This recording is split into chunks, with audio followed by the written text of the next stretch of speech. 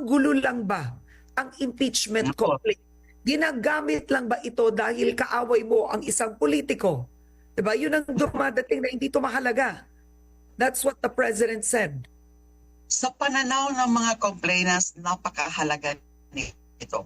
Now, yung mga kanyang mga justifications, especially the practical side of governance, it will tie down governance. So in essence, that's what he's saying. There is some validity to that, but it's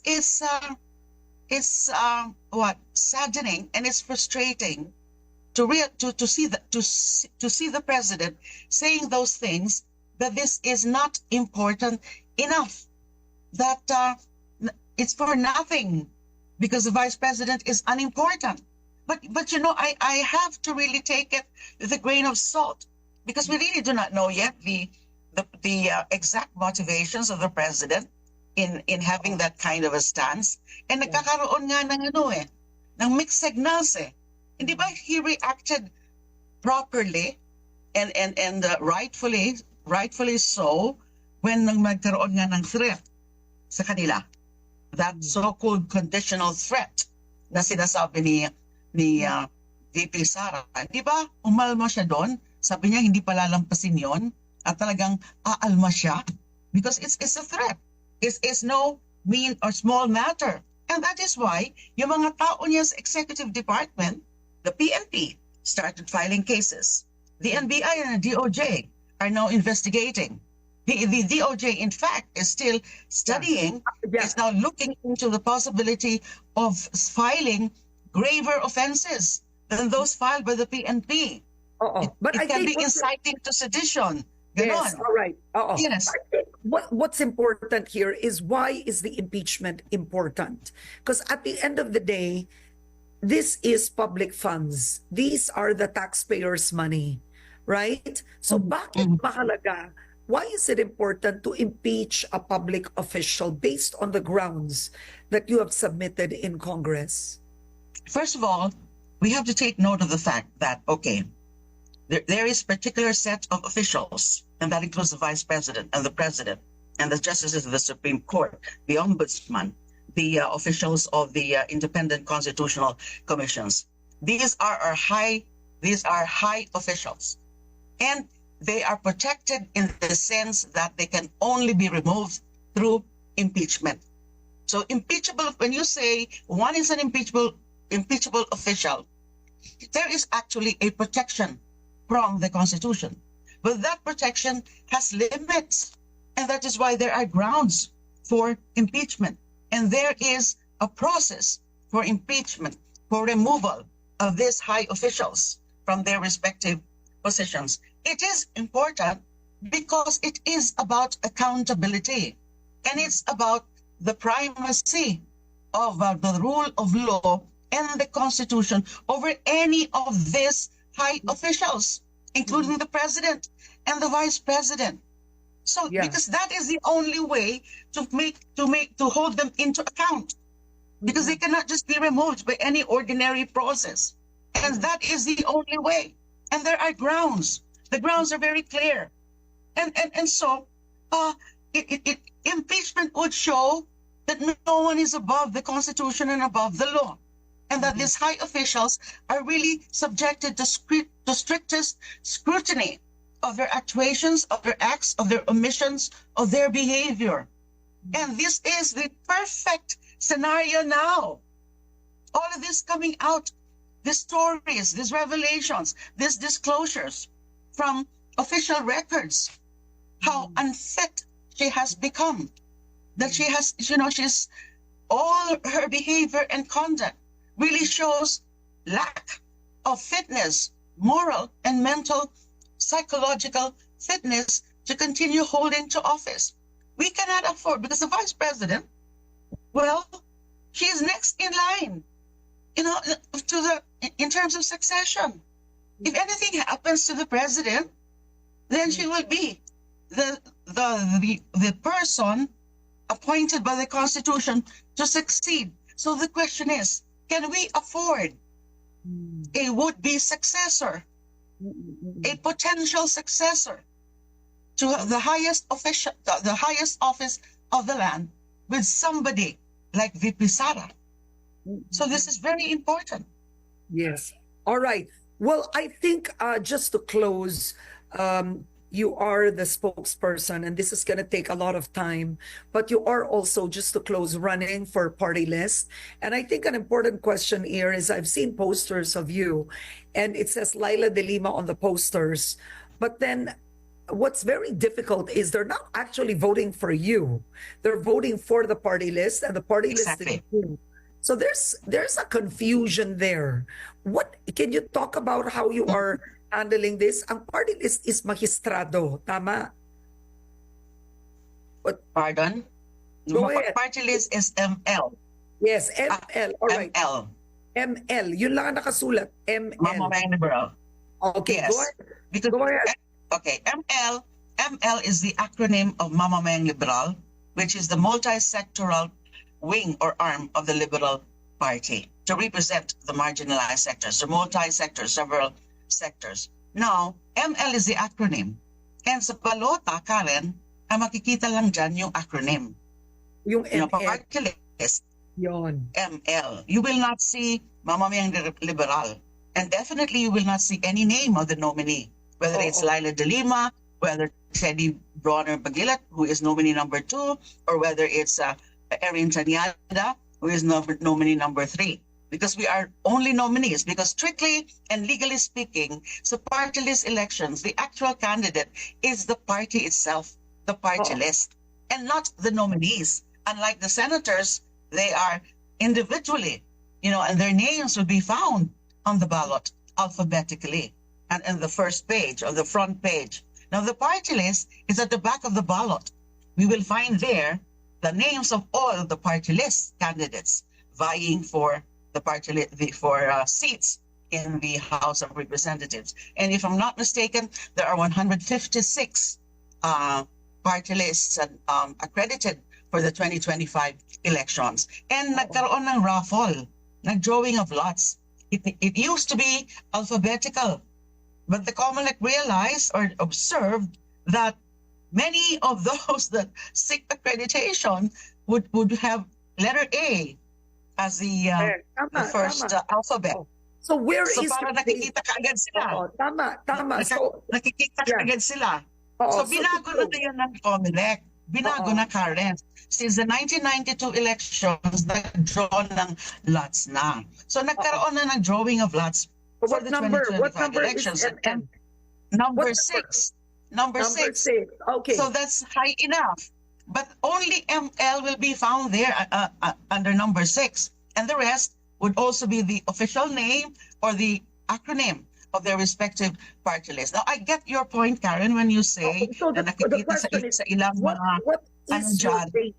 No, what is your base? Because I think if you calculate now, how many votes does the party list need to have the first nominee get a seat? Is it 250,000 or 300? Well, in previous elections, that's the computation, because we cannot really come up with exact figures until the elections themselves, because it is the 2% threshold is actually based on the number of voters who actually voted for a party list. Registered. Remember, Karen, that not Only all party voters list. Only who 2% voted for party list. is only. Yes. Oo. Yeah, kasi not all voters vote for party list. Yes. They yes, vote yes. for senators, they vote for the other positions. But some, it's either they forget to vote party list because they did not realize meron pa pala sa likod ng balota. So there was no proper education of the voters. Another possible reason why not everybody votes for party list is they're not interested in the party list system. Hindi sila believe sa sistema na yon. Lalo na nababastardize, na abuse yung party list system. Number 3 is some voters vote for more than one Mali. party list. So it won't be counted. Mali. Hindi makakount yun, magiging stray.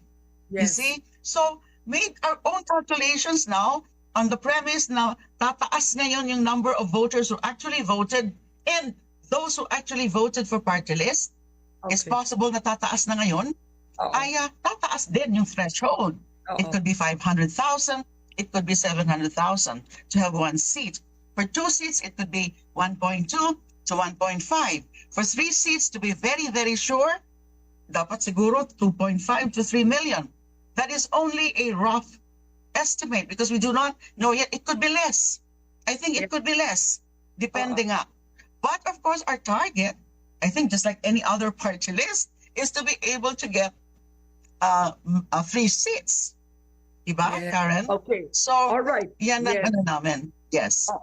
Okay, so we don't have enough time now, but perhaps come campaign season, that's when we will be interviewing the advocacies of each party list, each Yes. candidate. Okay. If you notice, Karen, the list of the complainants, they are actually from diverse civil society groups, and then they are personalities who we can say are what active observers of political developments in our country. They watch the hearings in both Senate and Congress and House of Representatives, the Quadcom, the Committee on Public Government and a good government and public accountability. They read the newspapers.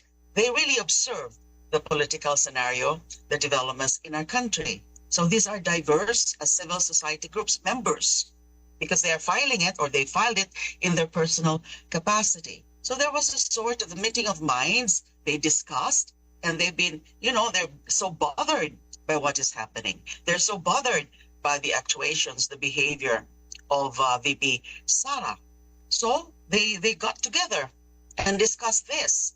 And there was even, because I was there in the very day that the complaint for impeachment was being finalized and the signatures were being affixed, and as well as the verification pages were being signed by these complainants. And there was a healthy discussion, spirited discussion, but there was hardly debate in the sense that even if the various scenarios were explained to them, even if certain risks and odds were explained to them, there was almost unanimity.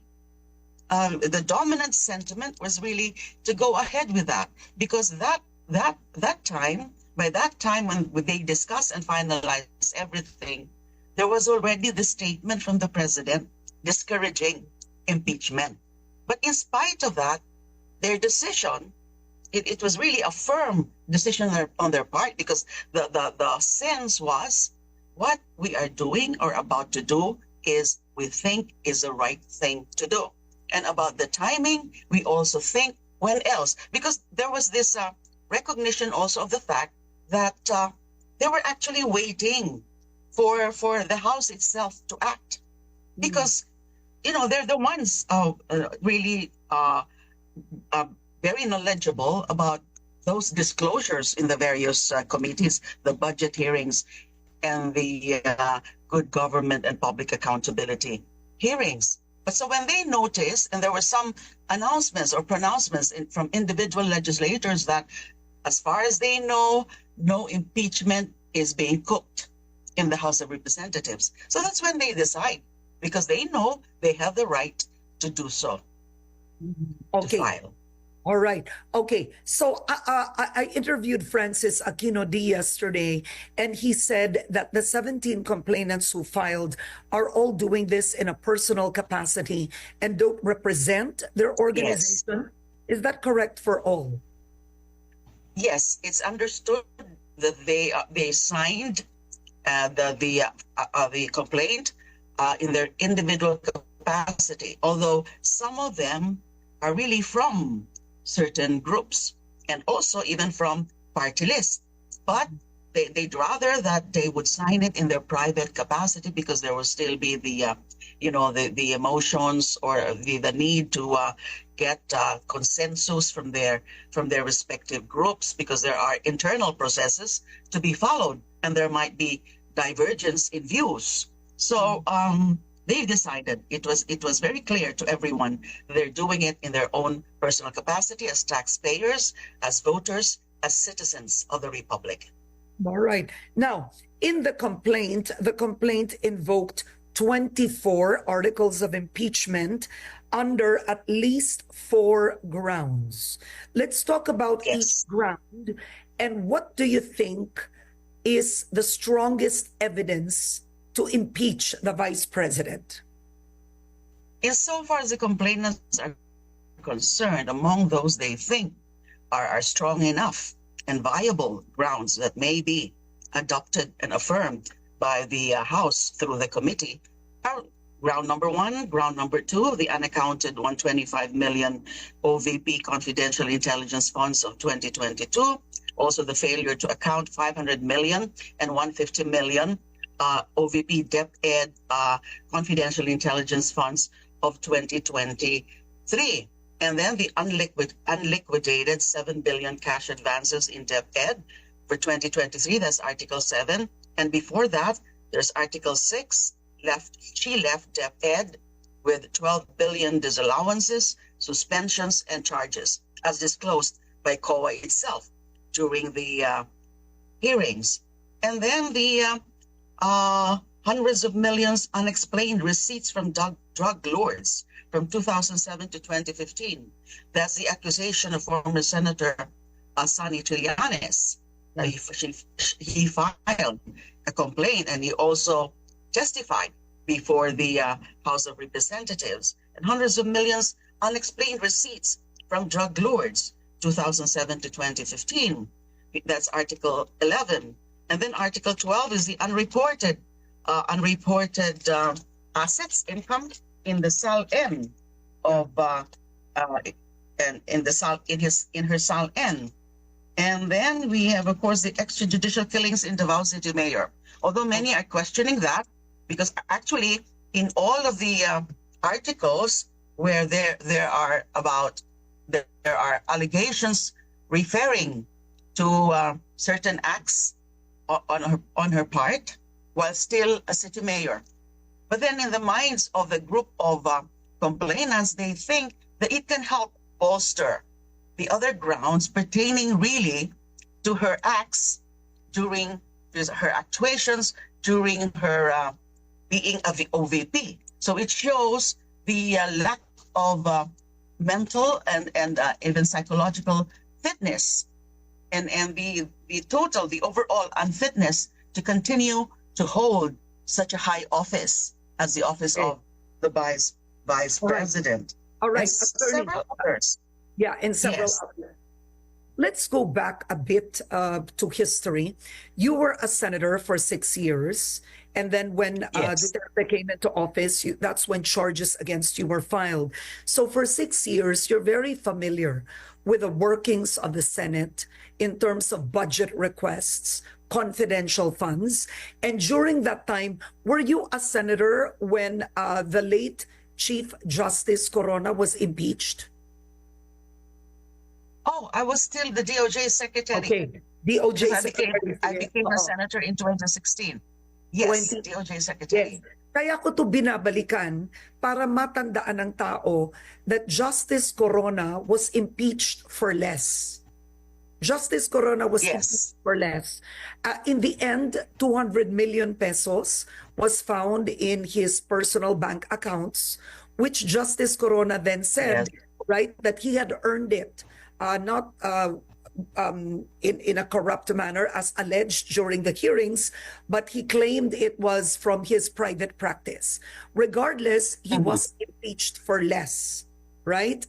So let's Yes. start with this. And you have, of course, former President Joseph Estrada. The impeachment did not go into full fruition, but he was convicted Yes. eventually, right, of plunder, Yes. also for less. Also for less. Yes. Oo. Yes. So comparing the Corona issue that he was impeached, Estrada who was convicted, or what do you make of the accusations against Sara Duterte? Let's just talk about the funds. Yeah. Just a cursory reading of the complaint and of the articles mentioned there, we can see that all of this are actually far greater and far more serious than those accusations against those two officials. You yourself has mentioned that less offense. But because all of this boils down really, even if the accusations are not that grave, theoretically speaking, but there is this ground which is catch all, broad, and I'm talking about betrayal of public trust. And in fact, any individual, if I may be so simplistic about it, practically each of this individual article, if you examine closely and thinking about the overall effect of these actuations, of these behaviors, of these acts and omissions, each of this would already be a basis for betrayal of public trust, because public office is a public trust. She or he, the public official, is really expected to observe higher degree of conduct and disposition in leadership. So each of these can already constitute betrayal of public trust, on top of the other grounds of culpable violation of Constitution, graft and corruption, because some of these are actually basis for plunder later. If she gets impeached in the House and then convicted in the Senate, then she can be prosecuted for those crimes, for those offenses, whether grave offenses or less offenses. All right. Yes. The office of the Vice President under Sara Duterte received confidential funds amounting to 500 million in 2023. And when she was simultaneously DepEd Secretary, she had, I believe, 150 million pesos in confidential funds. You were a senator and you approved the budget when there are requests for confidential funds, right? So I want to ask you first, I've always said it's also the fault of Congress that gave her these funds. Napakalaki ng binigay eh. Diba? Ang laki-laki ng binigay. Right? Correct. Kasalanan din ng Congress. You are correct, Karen. They should have first determined whether those offices, both the DepEd and the OVP, deserve to get confidential funds in relation to their respective mandates. What confidential intelligence funds would OVP be requesting for when it's not vested with any duty about national security? And also DepEd, so both OVP and DepEd. And remember that the former VP Lenny Robredo never asked for confidential funds and was never given confidential funds because tama ka, Karen, no? The original sin came from Congress itself by giving Sara Duterte as VP and as DepEd Secretary confidential intelligence funds without examining and assessing the need for it in relation to the specific mandates of those two offices. Oo. Para maintindihan ng publiko, no, there are confidential funds, there are intelligence funds. You were a senator that actually approved the budget during your term. Yes. What is the difference? Of course, we know, but it's important that the public understands the difference and what they are meant to be used for. Who should have these funds? Actually, there's a thin line of distinctions between these two.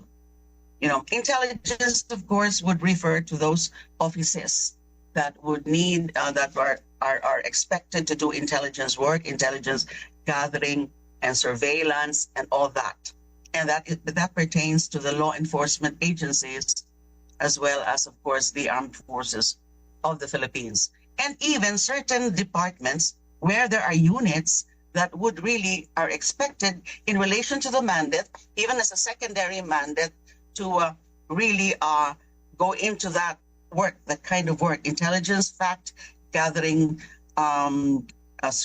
surveillance, and also with respect to protection of certain confidential matters of the particular department. Now, confidential funds is broader because you see, there are offices or there are officers that are expected also to do certain work that may not be covered by the itemized budget, strictly speaking, that is subject to strict scrutiny by the auditors, by COA, but actually are expected to also be performed because of the nature of the functions of a particular officer or executive or head of a particular agency.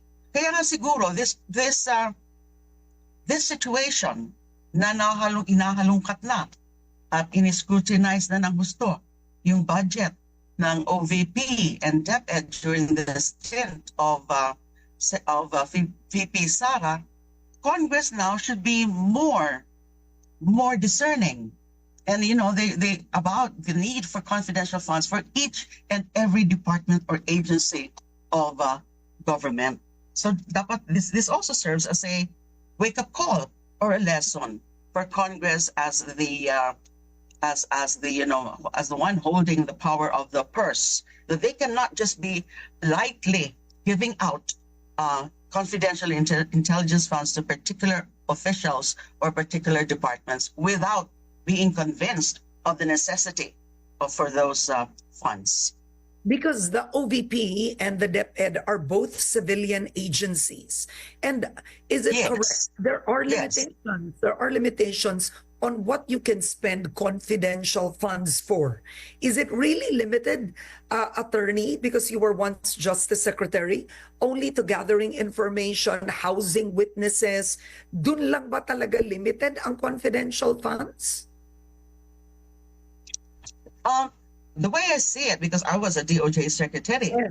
confidential intelligence funds, for example, are needed in the witness protection program because you have to protect the witnesses and you have to have really safe houses for them. Yes. Di ba kaya nga nakakapagtaka sa OVP, may mga safe houses. Yes. And with the extravagant disbursements, how in heaven's name would an office of the vice president be needing safe houses? But in the case compared to the witness protection program, which is under Department of Justice, so necessarily it is justified also. Although basically, Department of Justice is a civilian agency. Also, offices like the Interagency Council Against Trafficking, IACA.